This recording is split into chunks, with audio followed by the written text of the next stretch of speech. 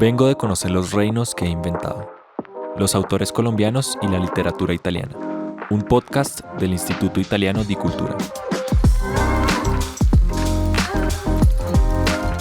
En este episodio, Catalina Navas nos habla de Mi casa está donde estoy yo, de Ijava Shego.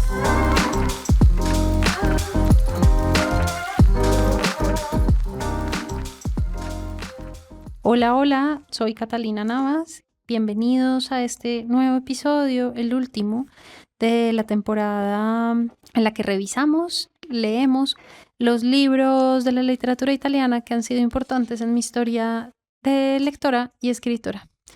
Los invitamos y las invitamos también a ir a las otras temporadas y a los otros episodios de Vengo de conocer los reinos que he inventado, un podcast del Instituto Italiano de Cultura.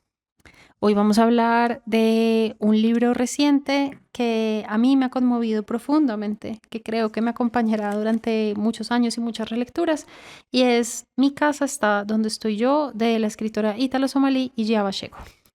Ijava Shego nació en Roma en el 74 y su familia llegó exiliada a Italia después del golpe de Estado en 1969 en Somalia. Estudió lenguas modernas y pedagogía en Roma y en el 2003 publicó su primer libro, un libro infantil, La nómada que amaba Alfred Hitchcock, que se inspira en la historia de su madre.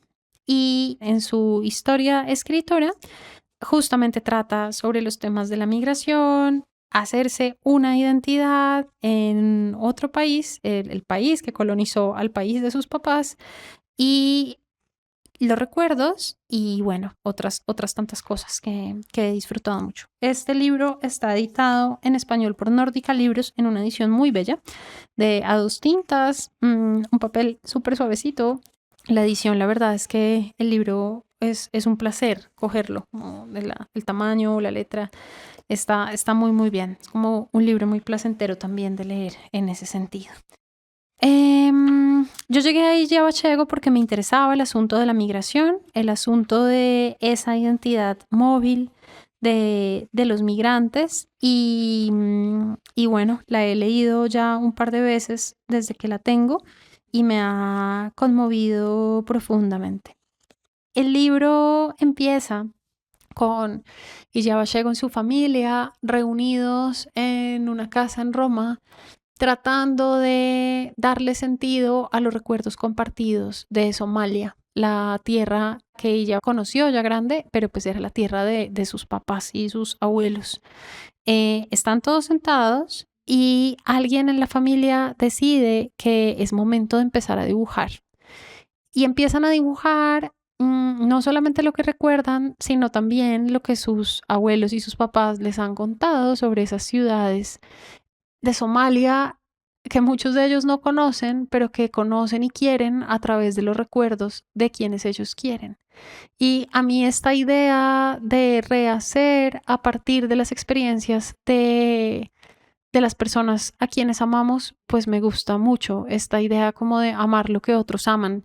No porque yo lo haya vivido o porque yo lo haya conocido, sino porque las personas que quiero las conocen. Entonces, esta familia empieza justamente a dibujar una tierra que no existe. Y discúlpenme de nuevo por volver a mi propio proyecto de escritura, pero es que justamente he encontrado en Ijava Shego algo que a mí me interesa hacer, que es justamente dibujar o rehacer esa tierra que tu familia y tus ancestros te han entregado, como rehacer los relatos familiares o rehacer esos recuerdos para reformularlos. No necesariamente pintarlos de una manera más bella ni más justa, pero pasarlos también un poco por el cuerpo como una especie de análisis genético de la memoria o un estudio genético de la memoria y de ver qué hacer con eso, como de yo tengo estos ojos, tengo este color de piel, tengo este cuerpo que también es el cuerpo de mi abuela y de mi mamá y de mi papá y de mi abuelo, ¿y qué hago con eso? Es bonito porque en la escritura de Ijava Shego ese yo narrador, ese yo personaje es un yo colectivo. Es ella lo que está haciendo acá es crear una voz colectiva que no pasa solamente por una pregunta por el yo, sino una pregunta por la familia y pues por esa Somalia que dejó. Recordemos que Somalia fue colonia italiana en parte del siglo XIX y gran parte del siglo XX, que se la dividieron entre Gran Bretaña, Francia y Etiopía,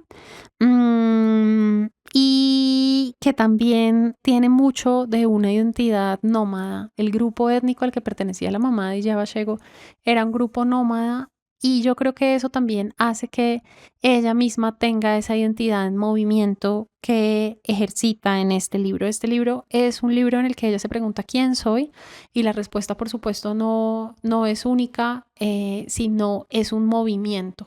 Una de las cosas que más me conmueve de este libro es justamente que la respuesta a esa pregunta por la identidad del migrante y por la identidad de la persona que escribe no es una respuesta que pase por las palabras, un poco como lo que ocurría en El varón rampante, que hay una pregunta por el lenguaje, hay una pregunta por el lenguaje de lo natural, y la respuesta no se formula en el lenguaje humano, ni se formula en una frase que pueda como ponerse en un párrafo, sino que la pregunta, en el caso de Iyaba Owego, me parece a mí que se responde en un movimiento.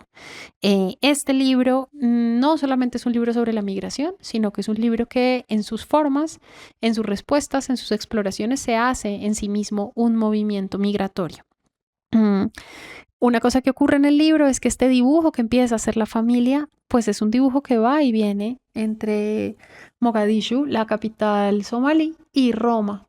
Entonces, es bello porque no es solamente como ir y visitar una ciudad de los antepasados y volver a mi ciudad, sino que es como cuando éramos pequeños o pequeñas en el colegio y los profesores nos ponían a calcar un mapa, pues ese mapa que calcamos, que es el mapa de los antepasados, del país al que ya no hemos vuelto, se superpone también a ese mapa de Roma, que es la ciudad en la que ahora se vive y se construye presente. Hay una cosa muy bonita en este libro, que es esa idea de sentir nostalgia por lo que no se ha conocido, o de sentir nostalgia por un tiempo que ya no existe. Y Iyaba Owego se refiere a esta palabra en portugués que da cuenta justamente de esa nostalgia de tener lo que no se ha conocido, o lo que no se tendrá, o lo que no se tuvo, como una nostalgia de algo que es intangible. Y ella entonces justamente utiliza esta palabra portuguesa saudade para hablar de añorar algo que no se ha conocido. Me parece a mí muy bonita esa idea de querer algo que no se ha tenido nunca, como si uno fuera un avaro o un codicioso de las experiencias y de los afectos, como de qué manera me enamoro yo de lo que no he conocido, o de qué manera siento yo anhelos por una cosa que no he tenido nunca. Hay una frase muy bella que quisiera leerles, que es justamente en la que esta familia nos propone un camino para recorrer en el libro. Empiezan a dibujar, empiezan a recorrer, y entonces están todos sentados comiendo y dibujando. Mi hermano empezó a trazar una línea azul en el folio inmaculado. La avenida, la columna, Maca al Murakama. Dibujamos Maca al Murakama porque nuestros recuerdos se estaban destiñendo. Nuestra ciudad había muerto tras la guerra civil, los monumentos habían quedado destrozados, las calles despedazadas, las conciencias manchadas. Necesitábamos aquel dibujo de la ciudad, aquella ciudad en el papel, para poder sobrevivir. Hay algo que a mí me parece muy interesante y muy hermoso en esta idea de dibujar para el futuro el pasado, como que la única manera de encontrarse un futuro conjunto o de una identidad para el futuro es poder poner en concreto el pasado. Y me parece a mí muy bonito que en este libro justamente eso no ocurre en soledad. Cada capítulo ella va recorriendo lo que vive su mamá, lo que vivió su papá, lo que vivió su abuelo, y se va reconociendo ella en esa identidad colectiva y en ese asentar los recuerdos en ese mapa de la memoria, que siempre es un mapa de todo el mundo. Hay también en este libro una voluntad de decolonización, porque es volver otra vez a darle el nombre de los afectos a las ciudades que han sido colonizadas y un poco manchadas, como lee ella, como la pátina de los nombres que les dio el fascismo o el colonialismo a los lugares que eran queridos por su familia. Es un poco como una caída de los monumentos, como quien tumba una estatua de un dictador o de un colonizador para darle el propio sentido a los lugares. Y en el libro también hay una búsqueda que a mí me interesa mucho, esa búsqueda como de volver a darle los nombres justos a los lugares de la memoria, que ella se refiere cuando habla de su nombre. Nos cuenta la historia de su nombre, nos dice que ella misma en su existencia y su propio nombre son un gesto de amor de su mamá. Y entonces resulta que ella se ve a sí misma como un mapa que ha trazado la mamá para el futuro. Y es muy bonito porque así como está ella toda reunida con su familia, poniendo los recuerdos en el papel, ella se lee a sí misma como ese mapa que la mamá dibujó para sí misma y para el futuro. Nos cuenta que su papá lo habían obligado a casarse muy jovencito, como a los 16 años, y él se había enamorado platónicamente de una mujer a la que tampoco nunca había conocido. Luego volvemos también a ese sentimiento de nostalgia por lo que no se ha amado. Y esta mujer se llamaba Iyaba. Y entonces su madre, después de haber tenido varias hijas e hijos, decide por fin darle el nombre a ella, que es el nombre del anhelo del papá. Y Yaba Shego lo lee como un gesto de amor sin medida, como un gesto muy generoso porque es honrar justamente esos anhelos y esos sueños del papá, así no estén ligados a ella, como un gesto muy poco egoísta y muy generoso de amor, que yo creo que no lo podríamos entender tanto como en concepciones del amor, en el que el amor es mucho más egoísta y es como, si no me amas a mí, no amas a nadie, como esas canciones que se repiten en la música latinoamericana. Y Yaba también se reconoce como un mapa de amor de su mamá, porque la madre cuenta a través de la voz de su hija de una práctica espantosa, que es la práctica de la infibulación, que es un corte en los genitales de las mujeres, que a su madre se lo practicaron como se lo practicaban a tantas otras, y la mamá de Yaba se opone a que se lo hagan a su propia hija. Entonces Yaba recuerda cuando era pequeña y iba de visita a donde sus parientes en Somalia y la dejaban sola y de repente había una cierta amenaza de que eso le iba a pasar a ella y de cómo su madre se había opuesto a que su hija fuera mutilada o violentada de esa manera que a ella le había dolido tanto. Entonces a mí me conmueve mucho ese reconocerse como en un linaje, reconocer el amor de los antepasados, de la mamá, de la abuela, del abuelo, en el propio cuerpo, como esta idea de que el ADN no es solamente una información genética, sino que también llevamos en nosotros unos gestos de amor impresos en el nombre, impresos en las decisiones que nuestros padres, que los padres de la narradora han tomado por ella y han hecho también de ella quien es. Y Yaba es el resultado también de las decisiones de sus padres y ella decide verlo como gestos de amor y de generosidad. Sin embargo, en el libro, por supuesto, no todo es tan claro y tan limpio y tan cristalino como esto que acabo de contar. No todos son gestos de amor hacia la familia. También hay mucha confusión. Y Yaba Shego nos cuenta la historia de su abuelo, que fue un traductor como en la época de la colonización, aprendió a hablar italiano muy rápidamente y fue también testigo y Yaba se cuida mucho de usar la palabra cómplice, pero creo también que es como lo que ella sugiere, de que su abuelo se había vuelto también un colaboracionista de los italianos y de la violencia que los italianos habían impuesto en Somalia. Y entonces ella, digamos, esa también es como otra herida de la migración, como no solamente haber tenido que salir de su país, sino también haber tenido que salir de esa identidad de una sola cara, que es la identidad de soy somalí, hasta en el lenguaje, pero también en mis lealtades, ¿no? Como qué implica hacerse traductor y qué implica hacerse aliado también del colonizador y del victimario de la propia gente. Es una doble identidad y esa doble identidad también es una herida. Quisiera leerles justamente esa dualidad en la que ella se reconoce como un ser herido en esa imposibilidad de definirse con una sola cara. Una cosa era bien cierta. El abuelo comprendió enseguida que traducir era la clave para poder sobrevivir en aquel país reprimido. Llegó también a comprender a los blancos y a los negros mejor que a nadie, lo cual le permitió mantenerse en equilibrio, cosa nada fácil, entre explotadores y explotados. Cuando mi padre habla de su padre, en su voz advierte una gran admiración. Era como un puente suspendido entre dos mundos, me dice siempre. A veces me fascinaba tanto su facilidad para cambiar de lengua que me pasaba horas contemplándolo, como se contempla una estatua de marfil.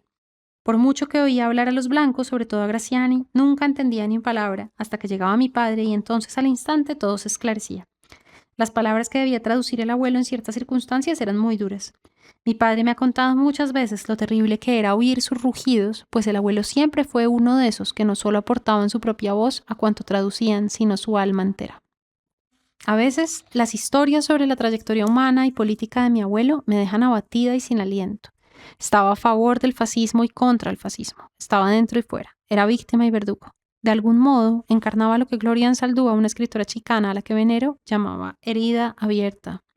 A lo largo de su vida, el abuelo fue, en efecto, una herida abierta, de esas donde el tercer mundo se encuentra con el primero y sangra. Una herida que llevó en el costado. Además de esta idea de tratar de darle sentido a esa historia colectiva marcada por esas heridas, de hacerse cómplice un poco también de los victimarios, y ya Ballego en este libro trata, por supuesto, sin lograrlo, porque no hay manera de tener una...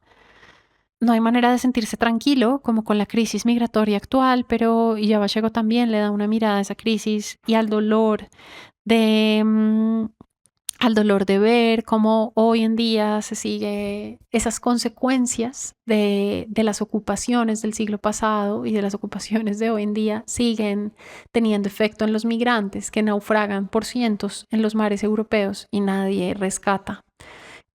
Esa también es una herida que sigue estando abierta en el libro y que el libro nos presenta a los lectores para que nosotros también hagamos sentido de esa herida.